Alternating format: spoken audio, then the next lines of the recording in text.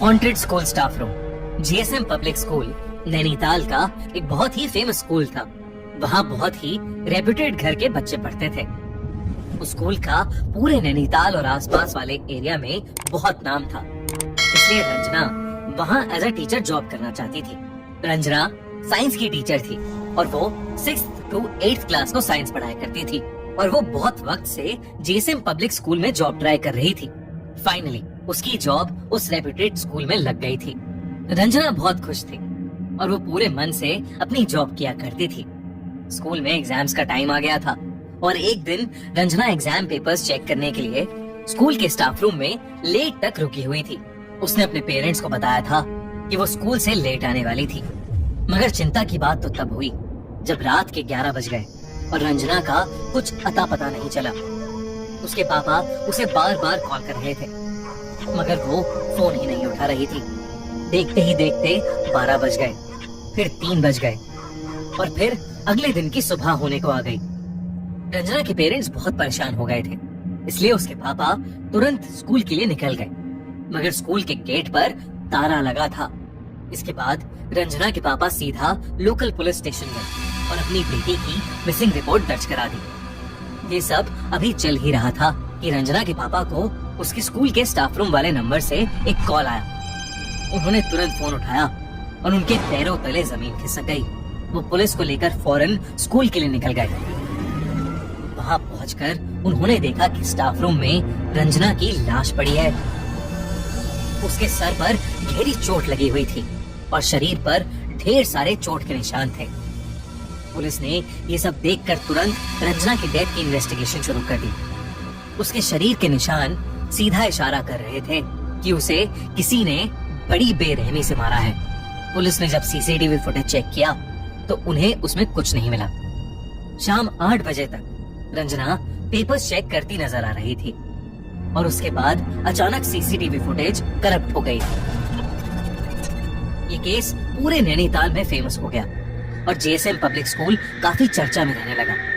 School की principal को ये बात बिल्कुल पसंद नहीं आ रही थी कि उसकी स्कूल की रेपुटेशन खराब हो रही है, इसलिए उसने पुलिस इन्वेस्टिगेटर अजय को बार बार स्कूल में आने से मना कर दिया। अजय ने केस के बारे में खूब इन्वेस्टिगेट किया, मगर उसे कुछ समझ ही नहीं आ रहा था कि आखिर रंजना का मर्डर हुआ कैसे और क्यों। स्कूल के सामने एक चाय और स्नैक्स की दुकान भी थी जहाँ एक बूढ़ी अम्मा सफाई का काम किया करती थी। एक बार अजय जब वहाँ पर चाय पी रहा था तो बूढ़ी अम्मा अचानक से बोल पड़ी कि उस स्कूल में भूत है और उस भूत ने ही उस टीचर को मारा है। ये सुनकर पहले तो अजय हंस पड़ा, लेकिन फिर कुछ देर बाद उसने सोचा कि वो एक बार रात में जाके स्टाफ रूम चेक करके ही क्यों ना आ जाए। इसलिए एक शाम स्कूल बंद होने के बाद अजय गार्ड से स्कूल खुलवा कर चुपचाप स्टाफ रूम में इन्वेस्टिगेट करने चला गया। स्टाफ रूम में जाते ही उसको कुछ अजीब सा महसूस होने लगा। अचानक ही स्टाफ रूम का टेम्परेचर ठंडा पड़ गया था। अजय ने स्टाफ रूम को अंदर से बंद किया और फिर इन्वेस्टिगेट करने लगा। उसने रंजना का लॉकर खोला और डॉक्यूमेंट्स देखने लगा। तभी स्टाफ रूम की सारी लाइट्स फ्लिकर करने लगी। अजय ने ट्यूबलाइट थोड़ी घुमाई ताकि लाइट फ्लिकर होनी बंद हो जाए और वो जलबुझ बंद भी हो गई। इन सब पे ध्यान न देता हुआ अजय दोबारा अपना काम करने लगा कि तभी रूम में लगी ट्यूबलाइट ब्लास्ट हो गई और पूरे स्टाफ रूम में अंधेरा छा गया। अजय ने इस बात को ज्यादा सीरियसली नहीं लिया और सभी पेपर्स उठाकर रूम से बाहर जाने लगा, मगर स्टाफ रूम का दरवाजा अब खुल ही नहीं रहा था। उसने दरवाजा खोलने की बहुत कोशिश की, मगर वो खुल ही नहीं रहा था। तभी अजय को अपने पीछे से किसी औरत के रोने की आवाज आई। वो पलटा और उसका दिल बुरी तरह दहल गया। एक औरत दीवार की तरफ मुंह करके जमीन पर बैठी रो रही थी। अजय की धड़कनें ये देखकर बहुत तेज हो गई थी, क्योंकि पूरे स्कूल में उसके अलावा कोई था ही नहीं।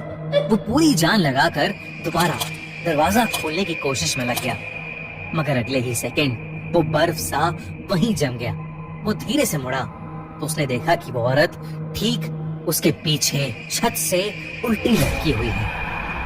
जब उसने ध्यान से उसका चेहरा देखा तो उसकी आंखें फटी की फटी रह गईं। वो औरत कोई और नहीं बल्कि रंजना ही थी। उसकी आत्मा उसी स्टाफ रूम में कैद थी। देखते ही देखते रंजना की आत्मा छत से ही फ्लोट करते हुए उसी कोने में चली गई जहां वो बैठकर रो रही थी। उसने जैसे ही रंजना की आंख में आंख मिलाई, रंजना जोर से चिल्लाई और फिर हवा में कहीं गायब हो गई। अजय उस कोने की तरफ गया तो उसने देखा कि स्टाफ रूम की वो दीवार लकड़ी से बनी थी, जबकि बाकी दीवारें सीमेंट से बनी थी। अजय ने तुरंत वो दीवार तोड़ी। जो उसने वहां देखा वैसा कुछ उसने आज तक कभी नहीं देखा था। उस दीवार के अंदर इंसानी हड्डियां पड़ी थी। उन हड्डियों के ऊपर खून लगा था और पास में ही एक गुड़िया रखी थी जिसके गले पर इंसानी बाल बंधे थे। सबसे चौंका देने वाली बात तो ये थी कि उस गुड़िया के नीचे एक तस्वीर रखी थी। वो तस्वीर किसी और की नहीं बल्कि रंजना की ही थी। किसी ने रंजना को मारने के लिए और उसकी आत्मा को ट्रैप करने के लिए काला जादू किया था। अजय ने तुरंत गार्ड से पता किया कि स्टाफ रूम की लास्ट रेनोवेशन कब की गई थी। तो गार्ड ने उसे बताया कि कुछ हफ्ते पहले ही स्टाफ रूम की दीवारों पर पेंट किया गया था।